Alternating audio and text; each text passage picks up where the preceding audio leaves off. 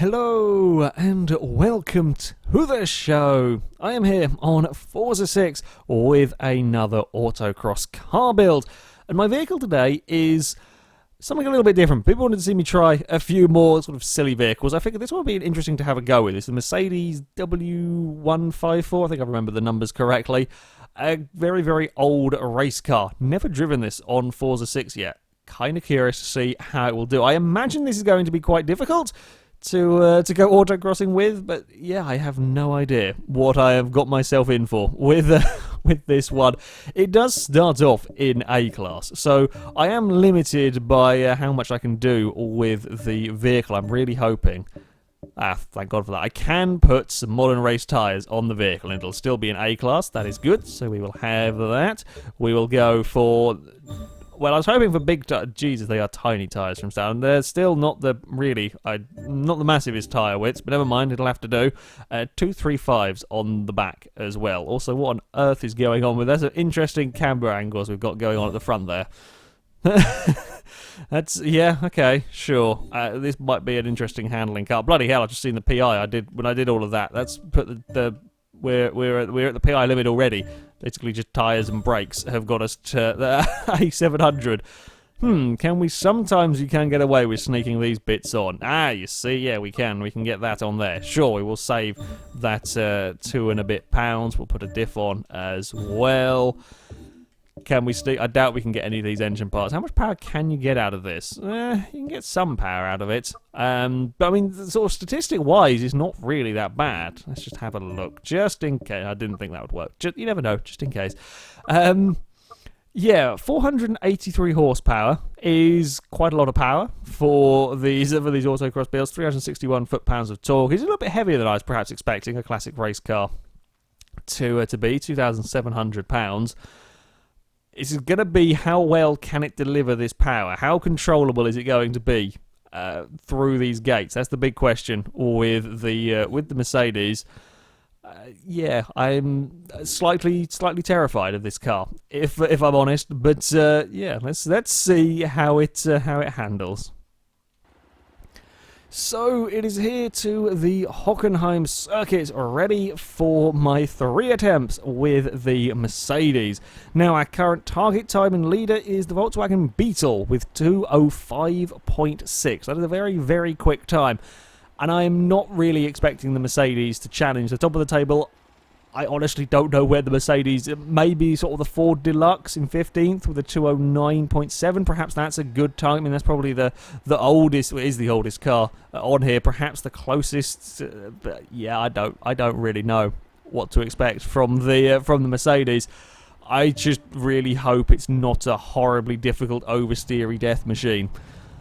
But well, there is one way to find out. Please don't try and kill me, Mercedes. Please, yeah, just drive nicely for me on this first run.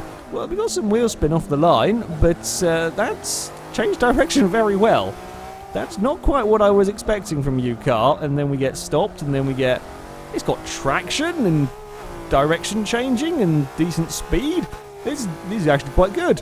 And through it, okay, we don't quite have the we don't quite have the grip to do it at that speed. That was a little ambitious. I got a little carried away with this is really quite good to drive. That was pushing my luck a little bit too much. Hey, we can get some oversteer, and there is a little bit of understeer as well in it. But this is really not the car that I was expecting it to be horribly difficult to drive.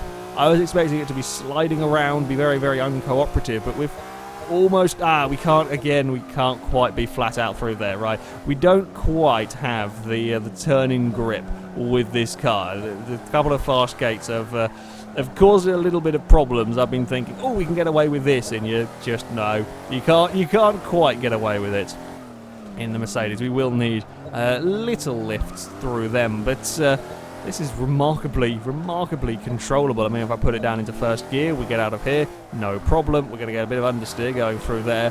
Again, a tiny bit of sliding, but it's not exactly uncommon to see cars sliding through there. And then it's very, very controllable. This is no worse driving than any of the other vehicles, particularly, that I've driven. But I think the RX-7 was slidier than this one.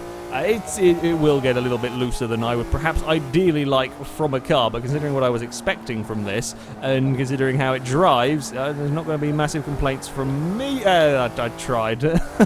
Tried a little too much through there. Yeah, it's just an overall lack of grip with this car, I think, is the thing. Oops, see, that's a reverse. That's not what we wanted to to be doing. Quite long gears from standard as well in this.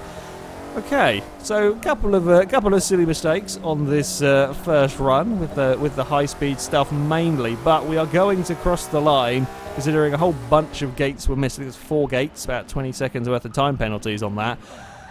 That's a solid start, I think, for the Mercedes. On to my second attempt with this car. So we've got to cut out the little mistakes of the high-speed sections. We're going to have to be a little bit slower. We simply don't have the grip to take them at such speeds. But other than that, oh, and don't put it in reverse. Remember that the gears are quite long in this car. Other than that, yeah, this is a pretty damn good vehicle. The brakes are a little bit lacking on this, and that's perhaps not too surprising. It is a relatively heavy car on some fairly tiny tyres, and especially with these older vehicles, when you upgrade the brakes, it only upgrades. I think it kind of works on like a percentage system, so it's only upgrading it to a. It's very hard to describe because I'm not 100% sure quite how it works. But if the car starts off with bad brakes, you can put race brakes on it, but it's still not going to be fantastic under braking. So yeah, we do struggle a little bit with the brakes here. That was a lot of speed through there. It's so composed though through these corners that I really wasn't expecting. And then there is some decent speed in it. I would like to push it a little bit more down there. I have no doubt it could probably get. I was about 117 before I went on the brakes, but that was quite early on the brakes. So I know this thing just won't quite get stopped around here. That's.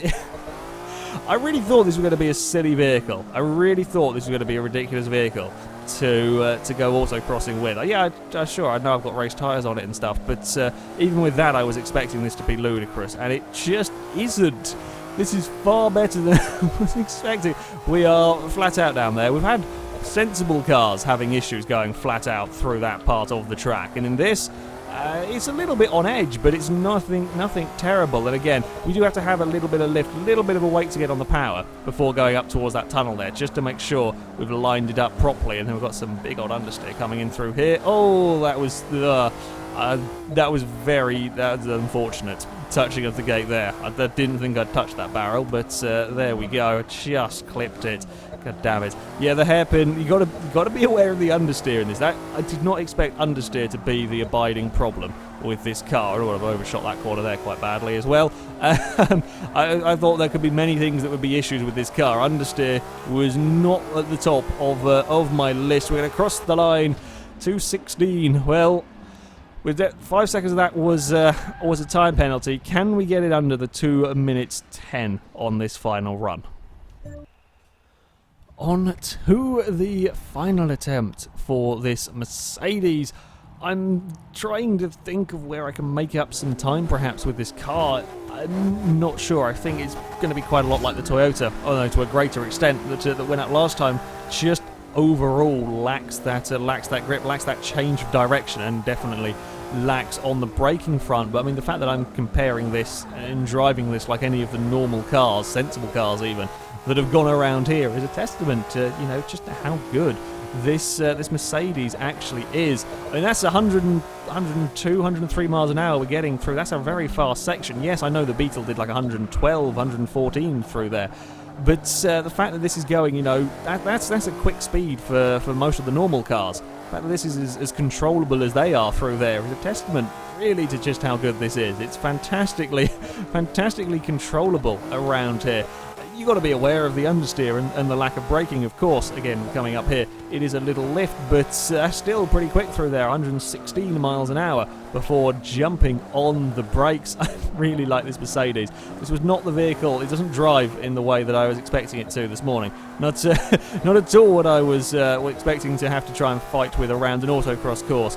But there we go, as we get it slowed down here. Now, let's not get too carried away. Yes, it is good, but we have got to be aware of the understeer through this section. And this is where it just loses that little bit of time. It just can't change direction as well as some of the other vehicles. And then if you try and get on the throttle a little too soon, we can get that little bit of oversteer from the car. Again, we've got to go quite early on the brakes here just to make sure that we get it all through here neatly.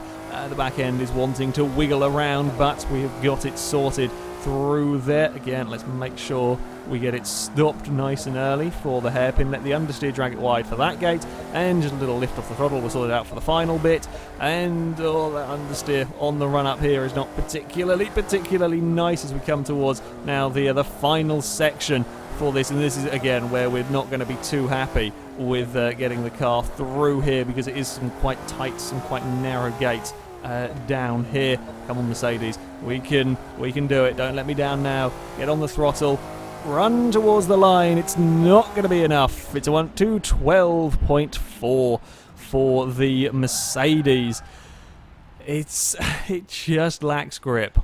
It just lacks that turning grip and that braking. It's by no means bad. It really is quite impressive, just how easy this thing is to drive. But it just can't change direction quick enough for an autocross course, and you know that is a problem when you've got such narrow gates to be trying to get the vehicle through.